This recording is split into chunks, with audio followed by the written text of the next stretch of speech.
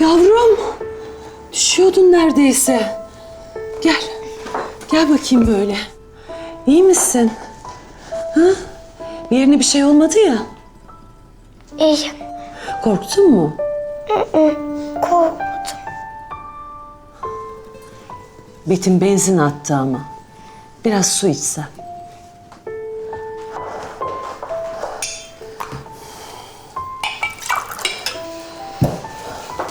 Al canım, al. İç. İç bakayım. Hah.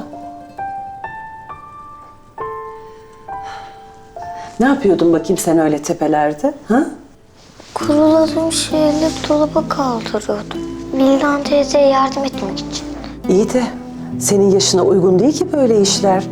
Yani olacak iş değil. Macide Hanım, çaylar gecikti biliyorum ama ütü odasında bir işim vardı ondan. Ya Vildan bırak çayı mayı şimdi. Elif niye tek başına mutfakta? Ufacık çocuk. Niye müsaade ediyorsun öyle tepelere çıkmasına? Ben... Allah'tan mutfağa geldim. Az kalsın düşüyordu, son anda yakaladım. Böyle mi göz kulak oluyorsun çocuğa? Özür dilerim. Ben dikkatli ol demiştim ama... Olmaz ama. Ya düşüp başını vursaydı Allah korusun? 2 dakikalığına çıktım Macide Hanım. İşim olmasaydı çıkmazdım. Bir daha Elif'e iş yaptırdığını görmeyeyim, duymayayım. Tamam mı? İşler öyle üst üste gelince... Tek başına kaldın tabii, sıkıştın sen de. Haklısın. Madem öyle, sana bir yardımcı çağırtalım. Yıldız gelene kadar. Hatta bir değil 2. Biri mutfağa, biri de servise yardım etsin. Yıldız abla mutfağında yabancı birini istemiyor biliyorsunuz. İstemiyor da böyle olmaz. Ufacık çocuğa iş mi yaptıracağız? O gelene kadar idare ederiz artık. Bu kadar kısa süreliğine biri bulunur mu? Bulunur, merak etme sen. Mutfağı ben hallederim. Zaten temizliği de şirket yapıyor. Sadece servis için biri lazım, o kadar. Ütüye de el atarsa... Peki, nasıl istersen. Ama bir daha Elif'e iş gösterme sakın, olur mu? Peki Macide Hanım. Teşekkür ederim. Ben seraya gidiyorum. Çiçeklerle ilgileneceğim biraz. Peki, siz nasıl isterseniz.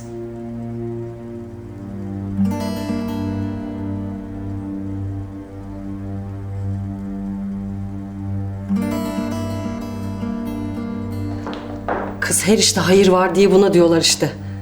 Senin düşme tehliken bana yaradı. Oh be. Birini bulalım da azıcık rahatlayayım. Ütüyü de ona kakaladım mı? Nefret ediyorum ya ütü yapmaktan. Ay çaylar. Ya Miracığım, son zamanlarda beni hiç arayıp sormadın.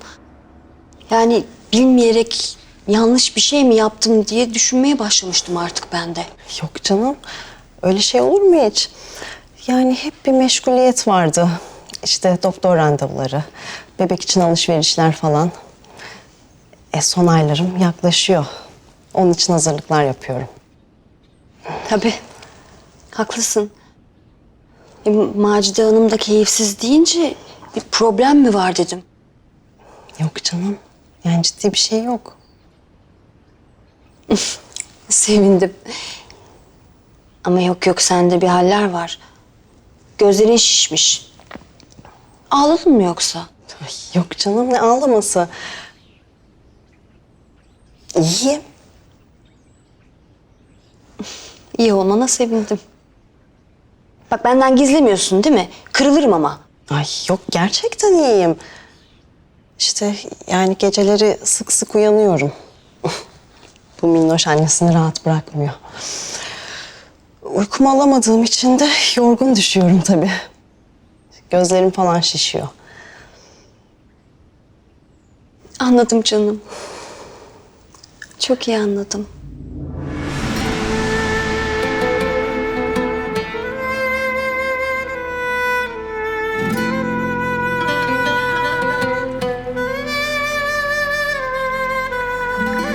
Bulunur dedi ama acaba ne zaman? Vildan gebermeden bulurlar inşallah.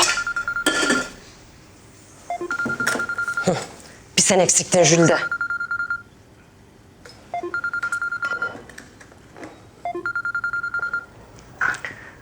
Efendim Jülde.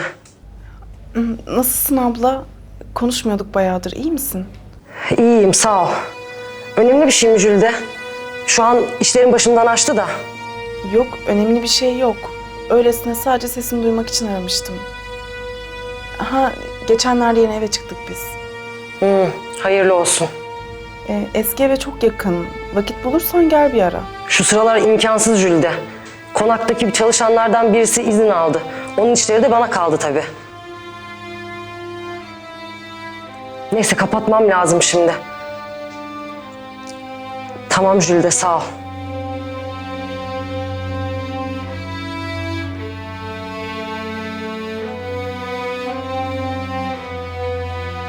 Tabii ya. Jülide. Daha önce niye aklıma gelmedi ki?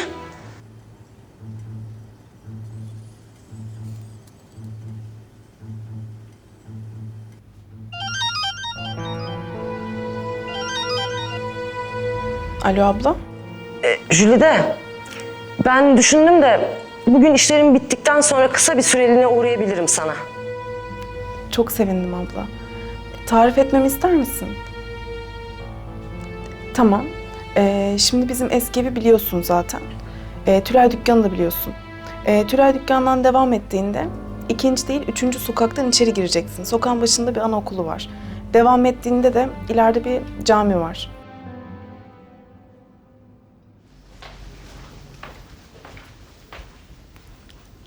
Birine mi bakıyordunuz? Kime bakacağım canım? Manzara seyrediyordum. Ay gerçekten eviniz çok güzel bir yerde Leman teyze.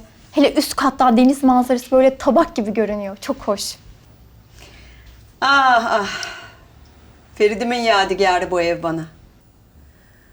Onun emeği, alın teri var.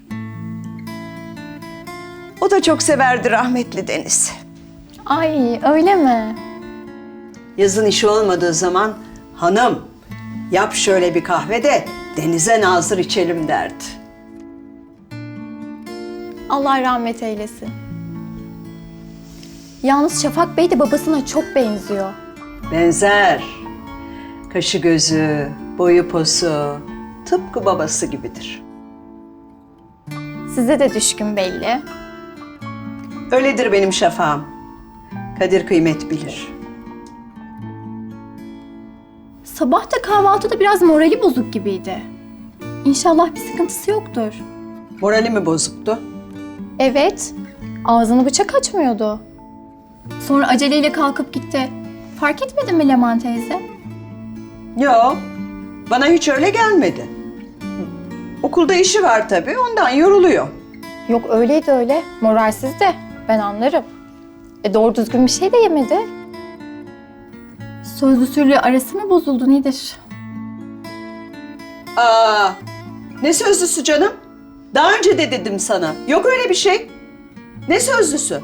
Aa, Yok yani. yok tabii. Olsa bilirim ben. Anasıyım ben. Tabii doğru. Neyse o zaman ben bir kahve yapayım mı? Şöyle sohbet ede içeriz. İyi yap hadi.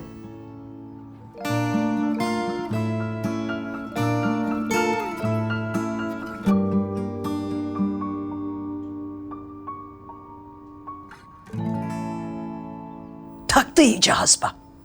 Sözlüymüş. Ne sözlüsü? Adını çağıra çağıra olmayacak şeyi olduracak. Şom ağızlı zevzek.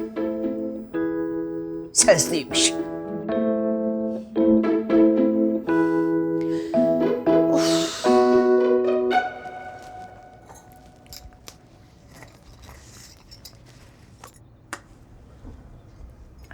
Dün Neşe'den ışık saçıyordu Şafak. Bugün Karadeniz'de gemileri batmış gibi dolanıyor etrafta. Leman bilmezden geliyor ama kesin bir şey var. Kesin.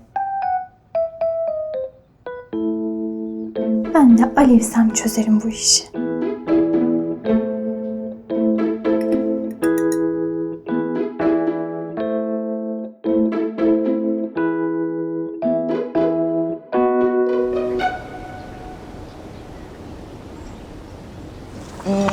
Her şey çok güzel görünüyor. Afiyet olsun. Ya öyle küçük bir kutlama yapalım dedik. Bir şeyler hazırladık. Elimizden ne geldiyse. Ya peki koleksiyon numaraları beğenmeseydik ne olacaktı? Ay, o zaman bütün bunları üzüntüden mi yiyecektik? Öyle bir şey olmayacağından ben emindim. Biz bugüne kadar senin hangi tasarımını beğenmedik? Eyvallah Kerem, eyvallah. Sağ olasın. Aa, unutuyordum az kalsın. Ay ne oldu? Neyi unutuyordun? Dur.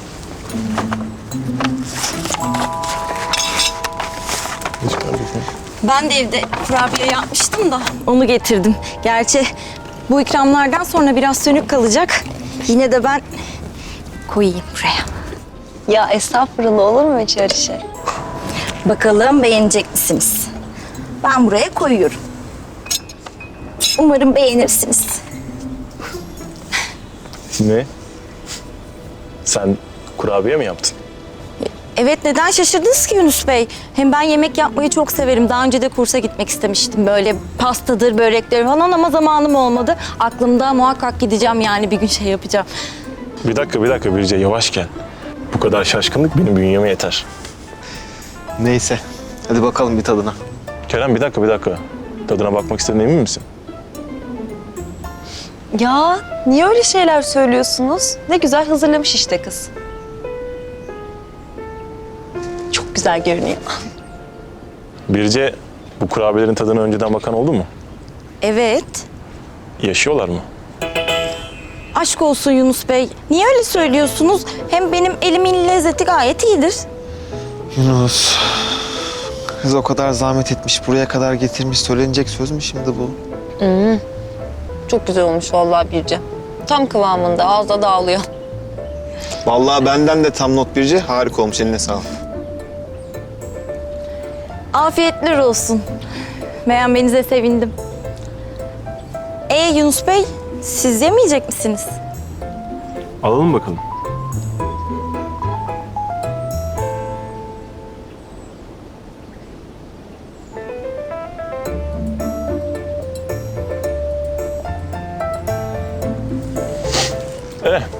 Daha iyisini yemiştim. Kurabiye biraz kuru değil mi arkadaşlar? Yani sonuçta kurabiye Yunus Bey.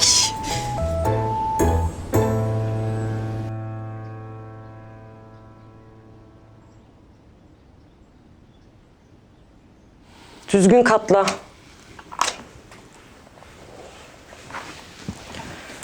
Canım çıktı ya. Üf, bir bitmedi işler. Bütün gün bir oraya bir buraya koşturmaktan belim koptu vallahi. Ay daha kahvemi bile içemedim ya. 10 dakika ya oturdum ya oturmadım gün boyunca.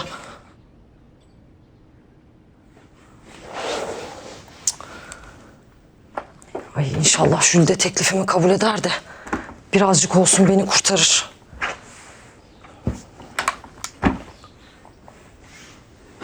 O hala Yüncü'de çalışıyor mu acaba? Aman çalışırsa çalışsın, bir haftalığına izin alsın, ne olacak?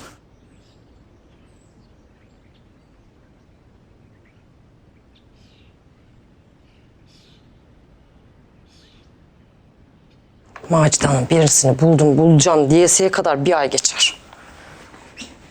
Sonra da zaten Yıldız gelir, taş koyar. Kim? Ben en iyisi işler bittikten sonra gidip Jülide'ye sorayım. Bir yere mi gideceksin Vildan teyze? Gideceğim. Kardeşimi göreceğim. Çok özledim kendisini.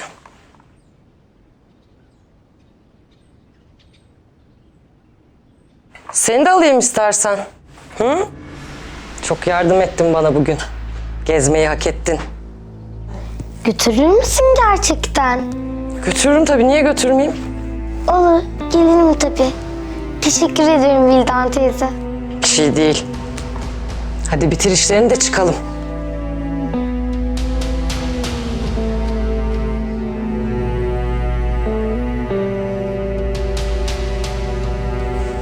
Ay. Niye söz verdim ki ben şimdi buna? Zaten ben de çok fazla kalmayacağım ki. Hemen çıkacağım. Şimdi yolda bir de bununla uğraşacağım. Boştan yere yük. Elif. Benim işim bitmek üzere. Bak sen en iyisi mi kal burada ha? Ben de çok durmayacağım zaten. Hemen geleceğim. Başka zaman çıkarız seninle.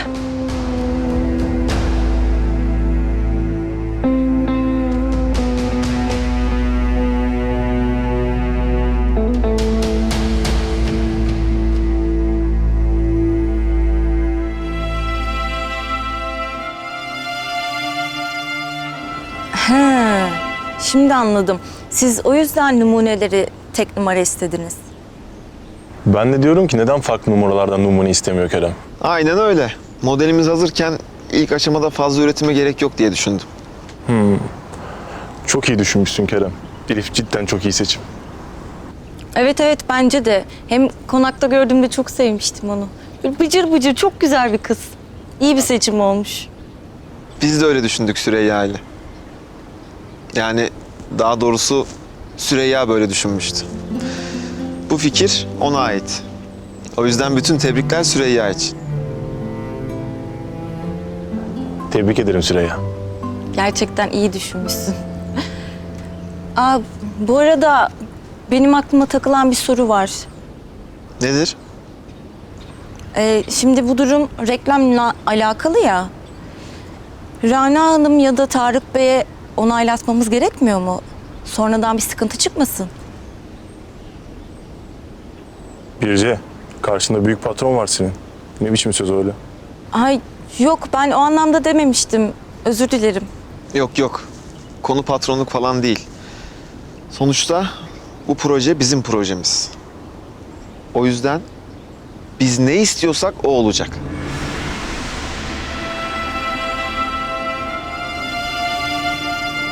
Eyvallah.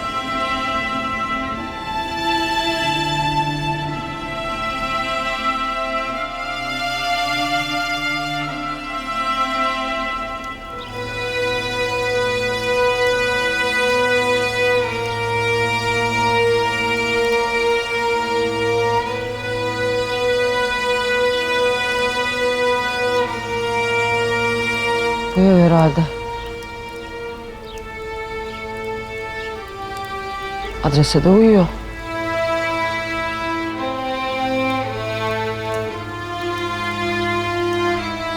Yok canım. Jülide nerede oturacak bu evde? Hangi parayla? Başka evdir herhalde.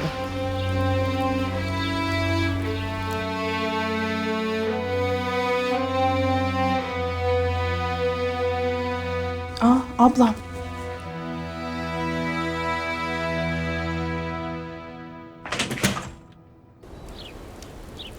Abla! Jülide?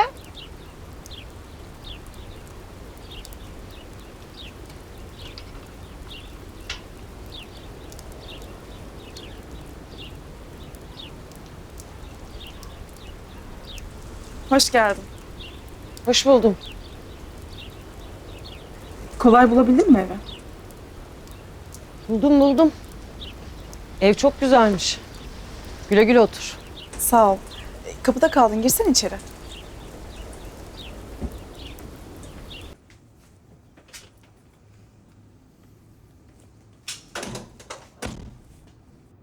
Evi beğenmene çok sevindim. Ev çok güzelmiş. Beğenilmeyecek gibi değil. Biraz acele taşındık ama çok şükür burası denk geldi. Emirhan da çok seviyor.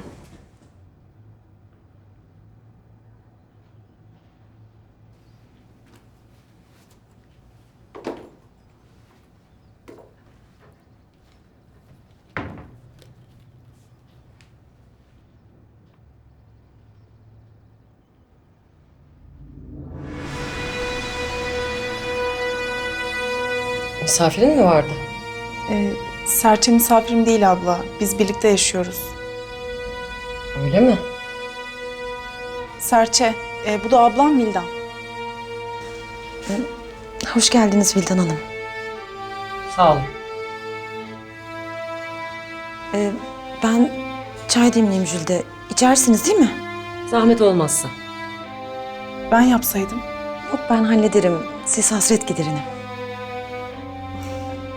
Buyur abla, geç otur şöyle.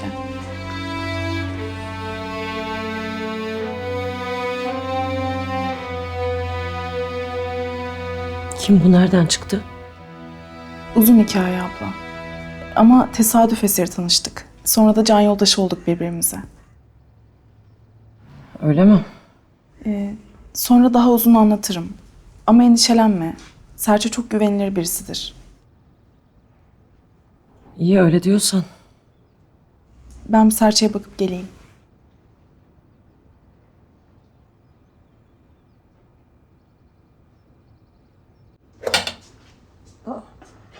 Jülde sen niye geldin? Ablanı yalnız bırakmasaydım ben hallediyordum. İçim rahat etmedi ya. Hem zaten birlikte geçeriz şimdi. Seni ablama Serçe diye tanıştırdığım için kızmadın bana değil mi? Hem kimse gerçek ismini bilmezse daha iyi olur diye düşündüm. Yok kızmadım. Ablan yemeğe kalacak mı? Ona göre bir şeyler hazırlayalım. Telefonda çok duramam dedi ama şu sıralar çok yoğun. Büyük bir konakta çalışıyor. Haliyle biz de çok az görüşüyoruz.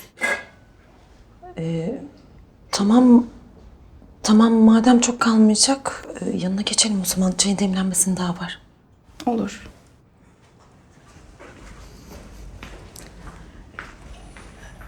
Abla çay birazdan hazır olur. Yemeğe kalır mısın?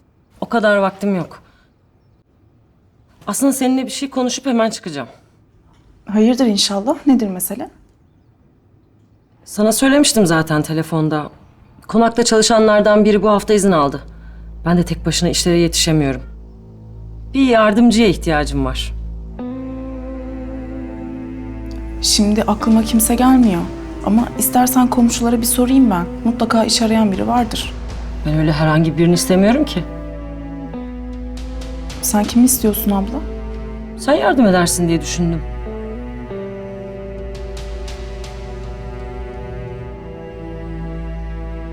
Abla ben zaten çalışıyorum. Olsun canım, izin alıver. Hem küçücük yer ne olacak? 2 gün idare ediversinler seni. Abla başka bir yerde çalışmak için çalıştığım yerden nasıl izin alırım? Çok ayıp olur Tülay ablaya. Ya mümkün değil, ben soramam böyle bir şey. Bir sorsan ne çıkar canım?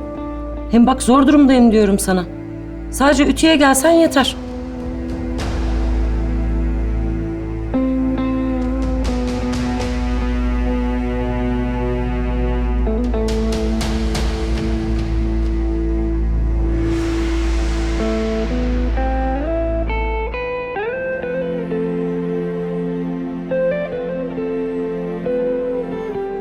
Vildan teyze gelmeden bitirir mi inşallah? Geldiğinde hepsinin katlandığını görse çok sevinir.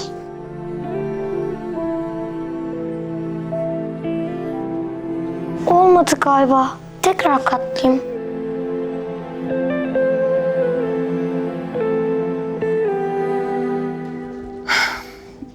Başka bir şey istesen bir dakika düşünmezdim abla. Ya ama ben böyle bir şey soramam Tülay ablaya. Bırak o zaman buradaki işi. Bırakayım mı? Nasıl yani? Bak ben konuşurum konağın hanımıyla. Hem belki kalıcı bir iş ayarlarız sana orada. Olmaz mı? Olmaz abla, nasıl bırakayım? Hem Emirhan için de çok kötü olur. Okulu, arkadaşları hep burada. Olmaz diyorsun yani. Kusura bakma abla.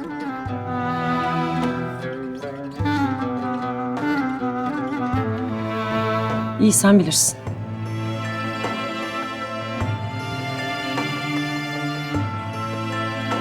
Vildan Hanım.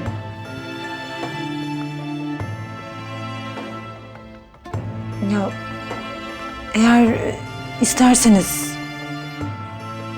yani bana güvenirseniz size yardımcı olmak için konağa ben gelebilirim. Emin misin Serçe konakta çalışmak istediğine? Niye soruyorsun? Açıkça gelirim dedi işte. Pek sana uygun bir iş olmayabilir. Niye olmasın canım? Kolay iş. Sadece ütü yapsan yeter. Jülide çalışmak bana iyi gelecek. Hem zor günde ablana da yardımcı olmuş olurum.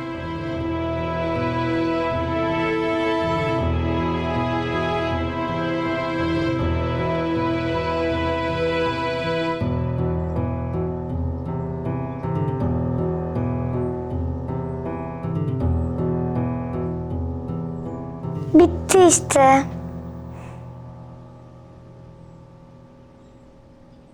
Ama burası çok dağınık oldu galiba. Şuraları bir toplayayım. Onları güzelce yerleştireyim.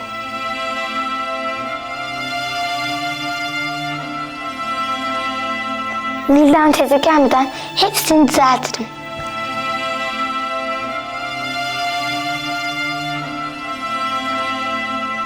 Gözün korkmasın, konak dediğime bakma sen. Kabul edersen sadece ütüye gelirsin. Hem işverenler iyi insanlardır. Başında dikilip seni darlamazlar. Rahat edersin. Yani eğer siz altından kalkabileceğimi düşünüyorsanız ben çok isterim. Altından kalkamayacak ne var canım? Dediğim gibi sadece ütüye gelirsin. Sabah bir başlarsın, öğleden sonraya kadar biter işin. Abla, biz istersen önce biz Serçe ile kendi aramızda konuşalım. Sana yarın bir haber veririz. Olmaz mı? Elinizi çabuk tutun ama. Çünkü bugün yarın bulurlar başka birini, başkasına gitmesin iş. Tamam, biz yarına kadar haber veririz sana. En geç sabaha kadar haber verin ama. Ben de Macide Hanım'a anlatırım durumu. Kalkıyor musun hemen? Daha çay bile içmedik. Başka zaman artık. Hemen çıkmam lazım. Daha çarşıya uğrayacağım. Sen de öyle uzun düşünüp işi kaçırma. Bak bir daha çıkmaz karşına böyle bir fırsat. Merak etmeyin siz. Haberleşiriz o zaman. Ben ablamı uğurlayıp geliyorum.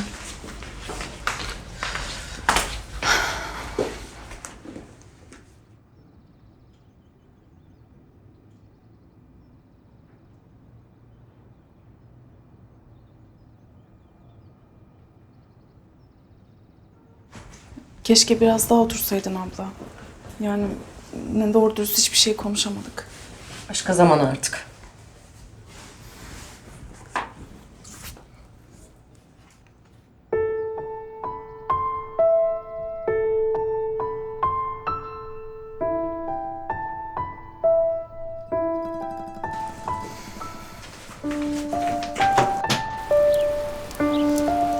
Daha uzun oturmak için kesin bekliyorum abla. Bu sayılmaz. Bir yardımcım olsaydı daha çok vaktim olurdu. O zaman rahat rahat konuşurduk. Abla haklısın ama Aması yok Jülide. Hem kendin gelmiyorsun hem de gelirim diye engelliyorsun. abla sen beni yanlış anladın. Ben sadece Serçe düşünmeden bir karar vermesini istiyorum. Mis gibi iş işte. Düşünecek ne var bunda anlamıyorum ki. Tamam abla. Biz sana en geç yarın sabah haber veririz. İyi. Ben haber bekliyorum sizden. Dikkat et abla kendine. Habersiz bırakma. Olur. Sen de. Şşş. Şeye de selam söyle. Emirhan'a. Olur, söylerim.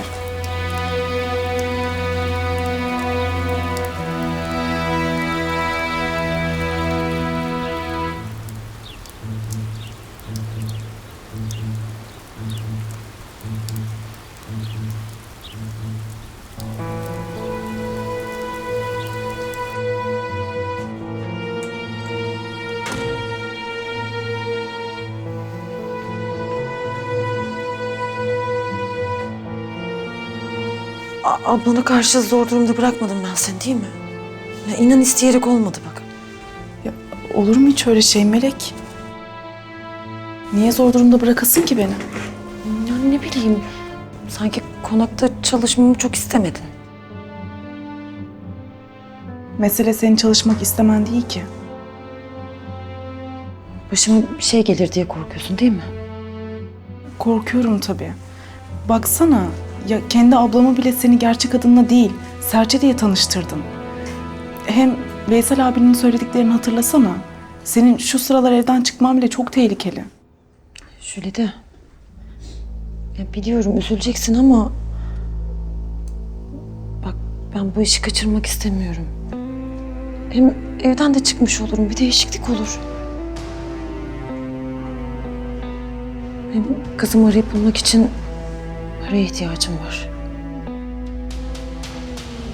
Bir yerden de başlamak lazım değil mi?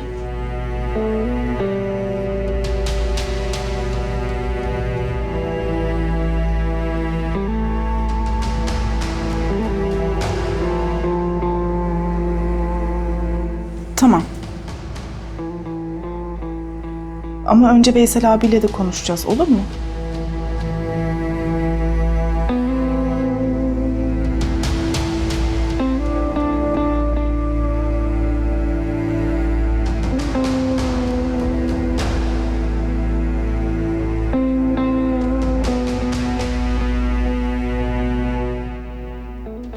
Hoş geldiniz. Hoş bulduk Melekciğim. Ay Jülideciğim, sen arar aramaz çıktık. İnci'yi de komşuya bıraktık. Telefonda konuşalım dedin ama önemli bir şey yoktur inşallah. Bugün ablam geldi buraya. Çalıştığı konakta bir yardımcıya ihtiyacı varmış. Ha öyle mi? Tanıdıklardan var mı peki biri?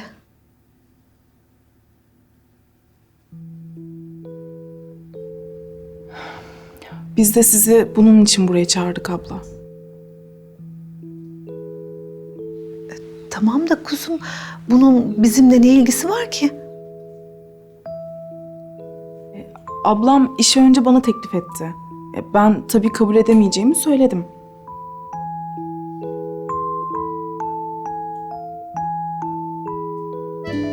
Fakat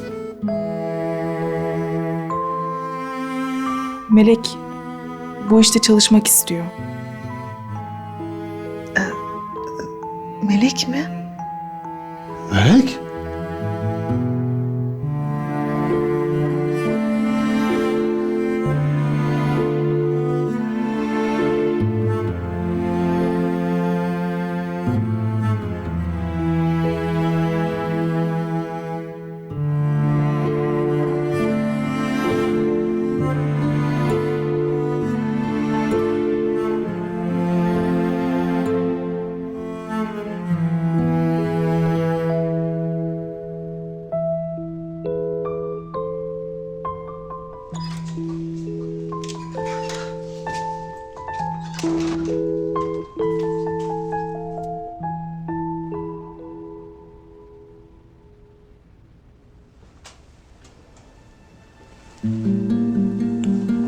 Bu niye uyumuş ki burada?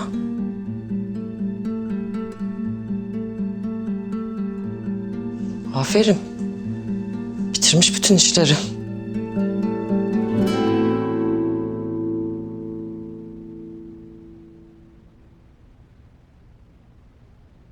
Bildan teyze geldin mi?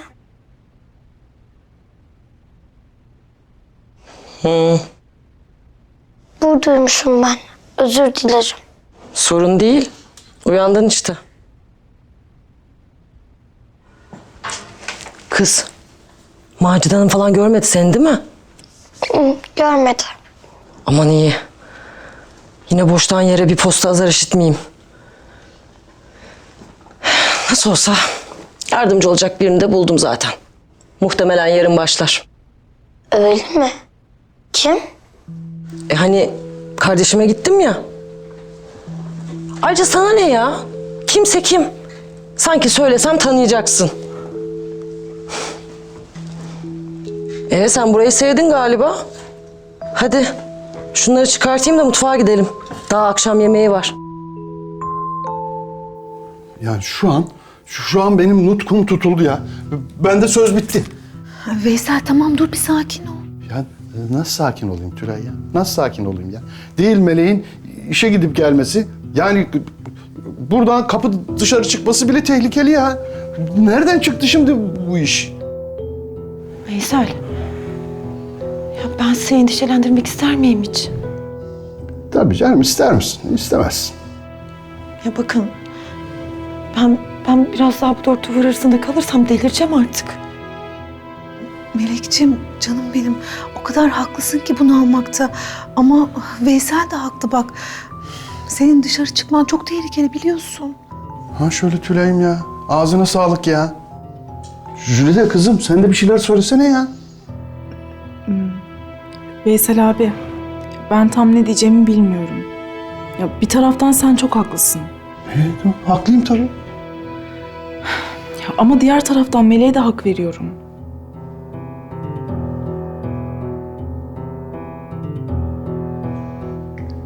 Ya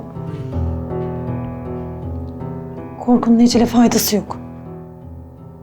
Ya hele ki kızım beni dışarılarda bir yerde beklerken benim korkmak gibi lüksüm yok zaten. İyi ama peşindeki adamlar... Ya peşimdeki adamların kim olduğunu bile bilmiyoruz ki. Hem zaten benden ne istediklerini bile bilmiyoruz ki. Belki beni aramayı çoktan bıraktılar. Belki de ömrüm boyunca peşimi asla bırakmayacaklar. Ya biliyor muyuz şu anda ne yaptıklarını? Bilmiyoruz Melek, bilmiyoruz ama... Aması maması yok Veysel. Bilmiyoruz. Hem zaten nereden bilebiliriz ki böyle bir şeyi? Ya, bu yüzden benim artık bu dört duvar ardından çıkmam lazım. Tülay. İnci'yi düşün mesela. Ya sen onu kızın gibi seviyorsun. Çok seviyorsun onu. Ya düşünsene. Birileri koparıp almış İnci'ni senden. Allah korusun Melek. Ya amin. Yani Allah kimseyi yavrusundan ayrı koymasın. Ama düşünsene senden aldıklarını. Ya düşünsene ciğerini söküp şu kapının ardına koyduklarını. Sen hiçbir şey yapmadan oturabilir misin böyle? Şu dünyanın en korkunç adamı dahi olsa o kapının ardındaki. Sen o kapıyı açmadan durabilir misin? Duramazsın. Ben de duramıyorum işte. Benim bu yüzden çıkıp kızımı aramam lazım. Ben yoksa delireceğim burada.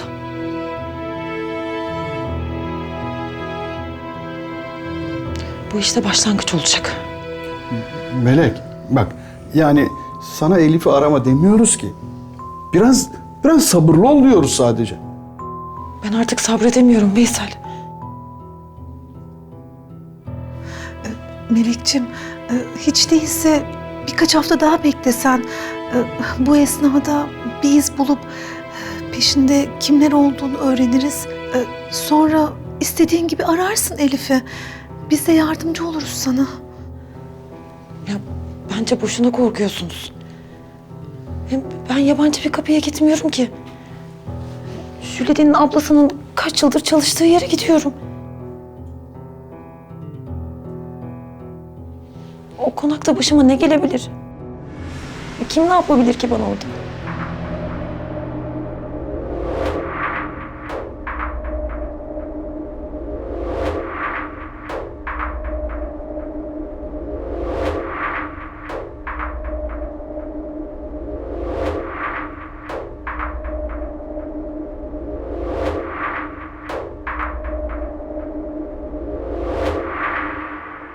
Servisi kaldırayım mı Hümeyra Hanım?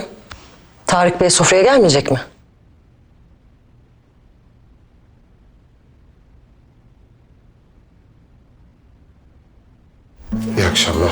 Afiyet olsun. İyi akşamlar. İyi akşamlar.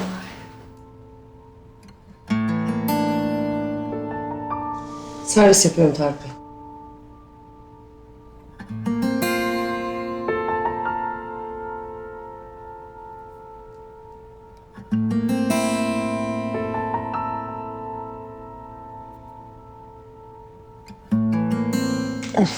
Mis gibi kokuyor. Bal kabağı çorbası. Çocukken de ne severdim. Ya hatta bir keresinde bana kalmasın diye tencerenin yarısını midene indirmiştin. Bütün gece de ağrısını çekmiştim.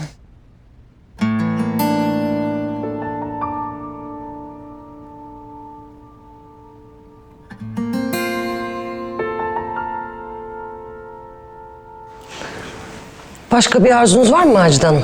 Yok Vildan, sağ ol. Afiyet olsun. Vildan, bir dakika. Gündüz sana söylediğim işi ne yaptın? Sana yardımcı olabilecek birini bulabildin mi? Hallettim ben o işi. Ancak kesin cevabı yarın alacağım. Ondan sonra da yanınıza getireceğim. Güzel. Güvenilir biri mi bari? Evet evet, hiç şüpheniz olmasın. Peki, sağ ol.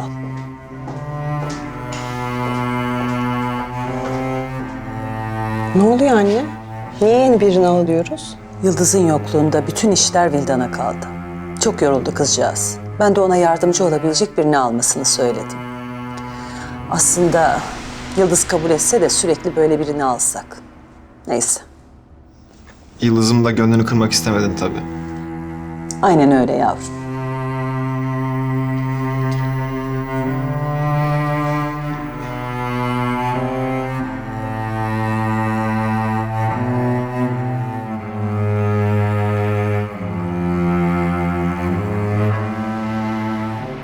Duvar arasında sıkıştım kaldım.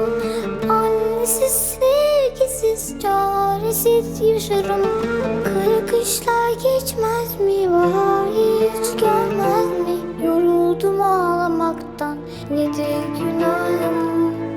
Dört duvar arasında sıkıştım kaldım. Annesiz, sevgisiz, çaresiz